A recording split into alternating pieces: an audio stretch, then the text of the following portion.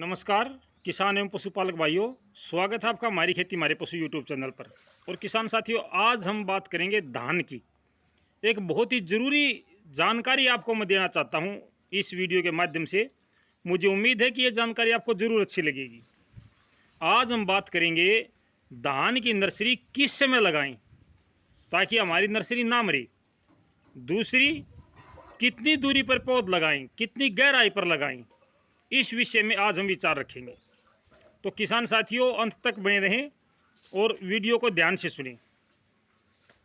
सबसे पहली बात, धान की नर्सरी किस समय लगाएं।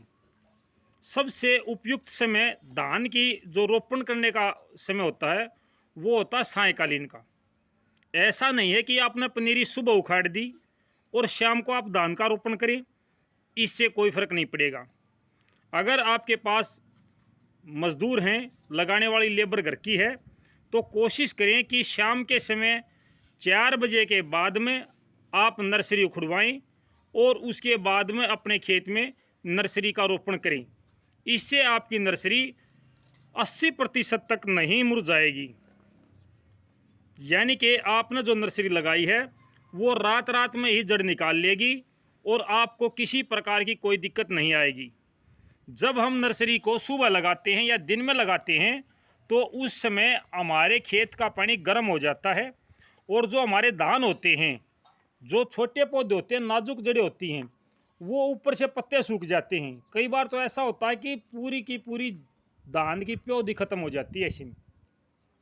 उसका मेन कारण होता है कि मौसम गर्म होता है, दिन में धूप होती है और वो नीचे जड़ें निकाल नहीं पाता है।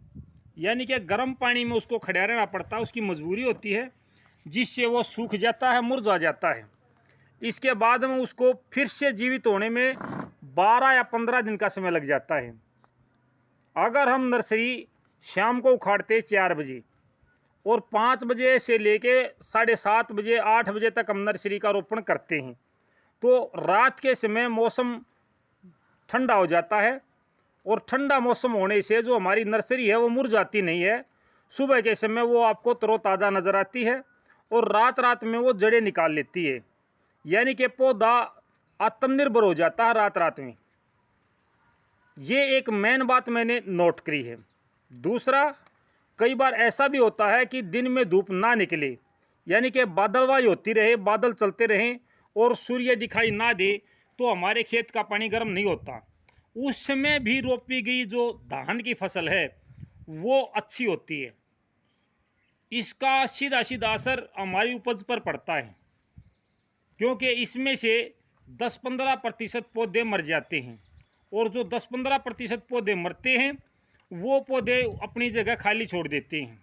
या तो हम उसमें दोबारा से पौधारोपण करवाएं, अगर हम ऐसा नहीं कर पाते तो वो जगह खाली रह जाती है, जिसकी वजह से हमारे उत्पादन पर असर पड़ता है। दूसरी बात जो मैं आपसे साझा करना चाहता हूं कि इसमें कितनी दूरी पर पौधा लगाएं। इसमें लाइन से लाइन की दूरी 20 सेंटीमीटर, जो हमारे कृषि विशेषज्ञ बताते हैं, मैं वो आपको बता रहा हूं।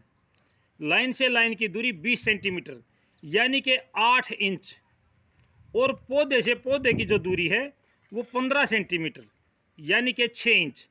इससे ज़्यादा का अंतर ना रखें। कुछ वैरायटी ऐसी भी हैं जिसमें 5 इंच भी काफ़ी हो जाती है दूरी पौधे से पौधे की।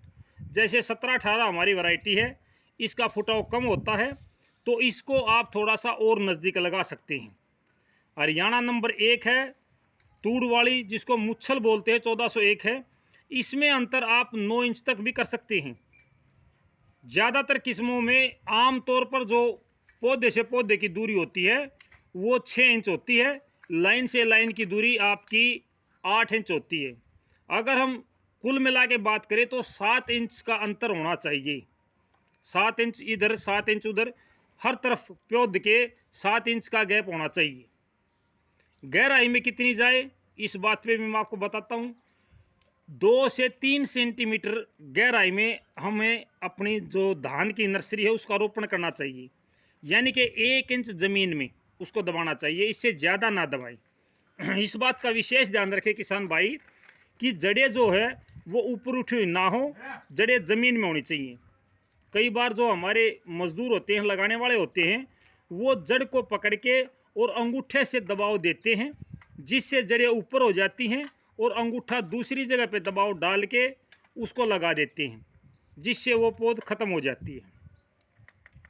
तो आज ये जो 2-3 बातें थी, मैं आपसे यही साझा करना चाहता था कि भाई एक तो नर्सरी का जो सही समय है वो सायंकालीन है, या जिस दिन धूप ना निकले उस दिन आप नर्सरी का रोपण करें, तो इससे आपकी नर्सरी अपेक्षाकृत कम मरेगी, इसमें आपकी नर्सरी को नुकसान कम होता है।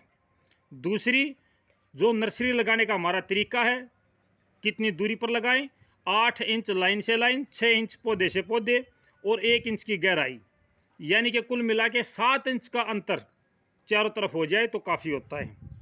और कोई विशेष जानकारी आज मैं नहीं साझा करूंगा आपसे। मुझे उम्मीद है कि आपको ये जानकारी अच्छी लगेगी। अगर आपको जानकारी अच्छी लगे तो लाइक, शेयर और सब्सक्राइब ज़रूर करें। मैं बार बार कहता हूँ मेरे किसान भाइयों कि ये अंगूठे का बटन दबा दिया करो, क्योंकि अंगूठे का बटन दबाने से मेरा हौसला बढ़ता है कि भाई कितने लोगों ने मेरी बात को ठीक माना है। अगर आप ऊपर की तरफ वाला अंगूठे का निशान नहीं दबाते तो नीचे वाला दबा के देख लो, इसमें क्या फ़र्क पड़ता है। एक बार दबाना सीखो। तो आपको अगर मेरी जानकारी अच्छी लगती है तो कोई सा भी बटन दबा दिया करो।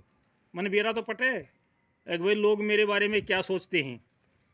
जिन भाइयों ने अभी तक चैनल सब्सक्राइब नहीं किया है वो चैनल सब्सक्राइब कर लें। इस चैनल पर आपको खेती और पशुओं की पूरी जानकारी मिलेगी।